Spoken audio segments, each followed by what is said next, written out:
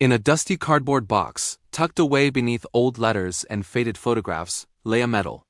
Its ribbon, once vibrant, was now a pale whisper of its former self, but the medal still held a certain weight, a cold, honest gleam. It was a medal that once meant everything, and then, for a long time, almost nothing.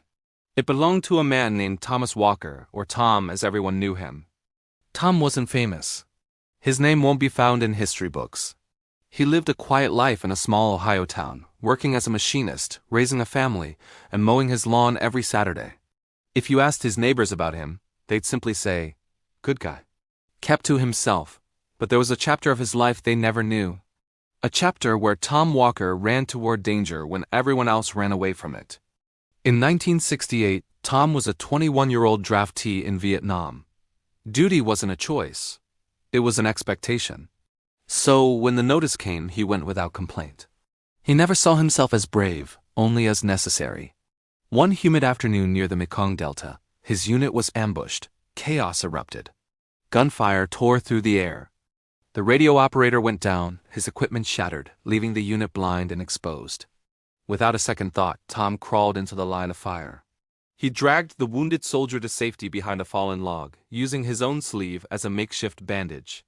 Then, he sprinted back into the open to retrieve the broken radio. An explosion threw him to the ground, his ears ringing, his vision blurred, but he got back up. By the time reinforcements arrived, Tom had saved 2 lives and restored communications. He only collapsed from blood loss after the fighting had stopped. Weeks later, a commanding officer pinned a medal to his chest. There was a short speech, a few claps, and it was over. Tom felt awkward. He didn't think he'd done anything special. Anyone would have done it, he'd later say. But not everyone did. When Tom returned home, America had changed. The war was unpopular, and soldiers were met with silence, or worse, scorn. So Tom learned not to talk about Vietnam. He put the medal in a box and got on with his life. He married, worked hard, and raised his children. He never spoke of his service, he never wore the medal. Not even once. Years turned into decades. Tom retired, his hands stiff from a lifetime of labor, his hearing damaged from that long-ago explosion. After his wife passed, the house grew quiet, but he kept to his routine, a silent figure by the window. One winter morning, Tom didn't wake up. While cleaning out the house, his daughter found the box.